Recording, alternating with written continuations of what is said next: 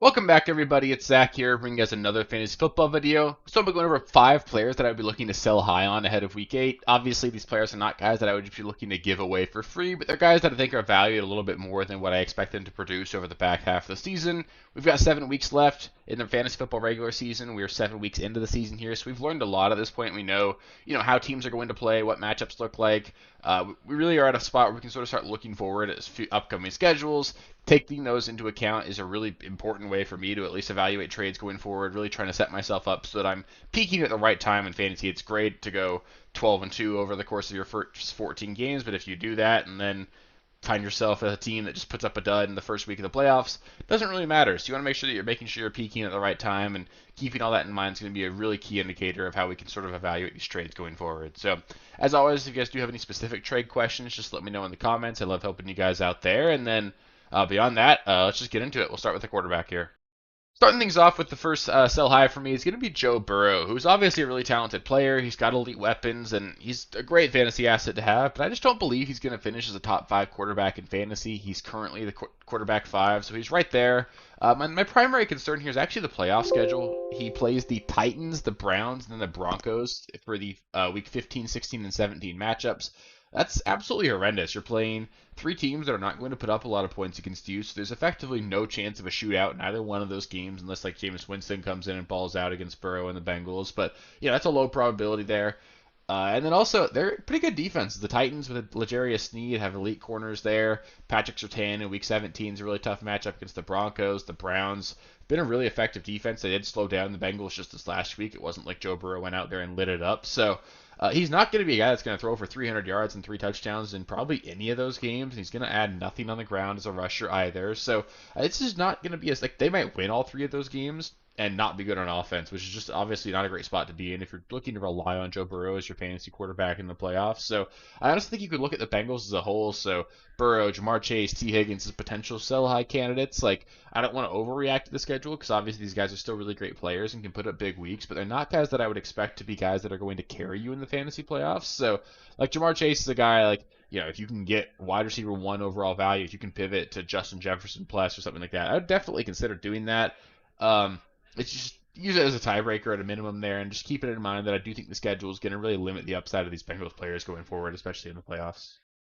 Moving on to the running back spot here, we've got Chuba Hubbard as a sell high for me. He still comes in as the running back 11 on the season in half PPR formats. We're going to see Jonathan Brooks return either this week or next week, so that's obviously going to hurt the value of Chuba Hubbard. I'm not going to sit here and tell you that Chuba is going to immediately become a backup running back in this offense. He's played too well. They're going to want to ease Brooks into things. Brooks is the future of the running back position for them, so they're not going to just immediately turn it over to Brooks, but it is going to eat into his workload, and we're going to see that sort of trend up over the course of the season, so that's obviously concerning. Chuba is a guy that's trending down going forward, and you don't really want those guys as we get towards the fantasy playoffs because he's not going to be a guy that I really see as someone that you're going to be super stoked about putting in your lineup going forward, especially as we get into weeks 15, 16, and 17, those money-making weeks. He's not a guy that I'm going to feel super confident in, so I want to have that in mind at least going forward. And then obviously Bryce Young looming as well. Like Andy Dalton has not played well lately. This is a team that's 1-6 now. We could certainly see them switch back to Bryce Young at some point here, and it's pretty concerning because this is just a very real limiter for the offense. It's not going to be a situation where Bryce Young is going to come in and you're going to see a lot of points put up.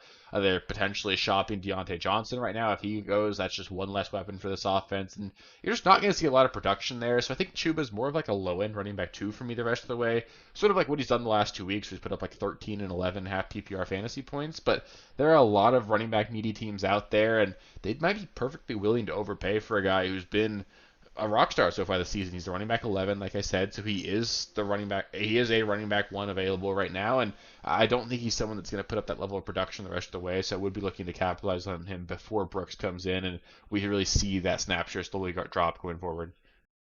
One more running back that I'd be looking to sell high on here is going to be Kareem Hunt, who just doesn't particularly look good to me. Like, he's playing fine. He's getting 3 yards a touch. He's being effective and safe with the ball. He's catching the passes. He's falling down. He's doing his job. He's doing exactly what the Chiefs want him to do, which is just to be a reliable asset for them. But he's by no means a difference maker in this offense.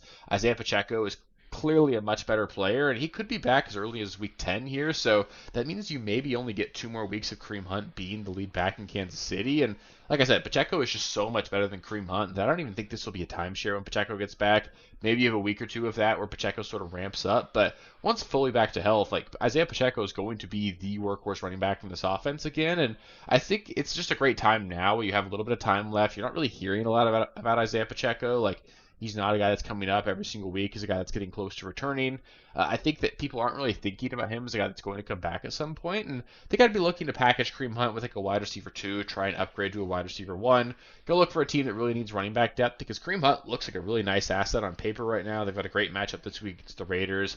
But Kareem Hunt has another really good game. So if he's a guy that you don't need, if you have the depth available to you, I think I would be looking to move off of him and really sort of level up your running back or wide receiver spot with him.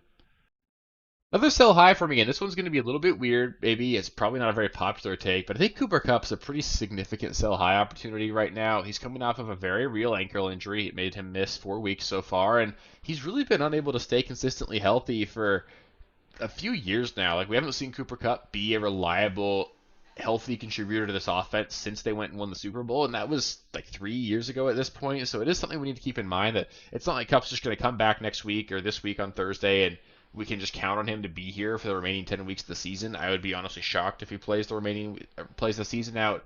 Yeah, it's just tough. You got an aging player that keeps getting hurt. Obviously, we want him to stay healthy, but that injury concern is 100% there for us. And he's also very much a guy being talked about as a high likelihood of being traded going forward. And, obviously it's really fun to daydream and fantasize about all the places Cooper Kupp could go and really elevate his standing for us in fantasy, but he's in a really good spot in Los Angeles right now. Stafford's a perfectly competent quarterback. They feature Cooper Kupp like crazy as a guy that they want to hyper target. They move him all over the field, and it's going to be tough to find him in another offense. It's really going to use him the same way. Minnesota's been talked about as a landing spot. That's great.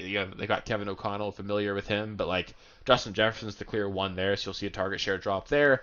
The only landing spot that I see as a potential boost to his fantasy value is Kansas City, because to me he would just fill the Rashee Rice role immediately, and that's great. I think he'd do really well there. But beyond that, if he gets traded to Pittsburgh, he's the wide receiver 1 for us, and it's what should be a really run first offense. You're not going to throw the ball 40 times in that offense very often. I don't think he and Russ are even necessarily a great match. Russ is a much better deep ball thrower, jump ball, contested catch kind of guy. Cooper Kupp doesn't really fit that mold, really operates in the middle of the field. It's never been where Russ likes to really carve up opposing defenses. So I don't really see that as even a great fit. So I think you can get fringe wide receiver 1 value for Cooper Kupp right now, but there's just a lot of red flags. If he gets traded, I think his value goes down. If he gets hurt, his value obviously gets nuked. And even if he comes back and performs at a high level, that's what you're getting by trading him right now. You ate the weeks of him being out. He's right back to being viewed as a wide receiver 1 for most people, and I don't think people are really concerned about the trade possibility or the injury possibilities, at least enough that they're really going to let it impact how much they'll trade for him. So I'd be looking to move off of him before something happens that's going to decrease his trade value going forward. And finally, we've got one tight end I want to talk about, and it's going to be Mark Andrews. And the issue here is just that he's got only 4 targets in each of the last 2 weeks, and this has happened in games where the Ravens have had to throw the ball quite a bit. They put up a lot of points against the Commanders, put up 41 against the Buccaneers. This is a team that's had to score each of the last 2 weeks, and even with that, you saw Mark Andrews not be a focal point of the offense. Zay Flowers is the clear wide receiver 1 in this offense. Rashad Bateman getting extremely involved. He looks good, which, we've seen Bateman looked good before, but this is the best he's looked so far. He's a lot more involved in the offense than he's been. The offense obviously runs through Derrick Henry and Lamar Jackson. It's just not a situation where Mark Andrews is necessary to the offense. So he's a highly tight end dependent or touchdown dependent tight end going forward.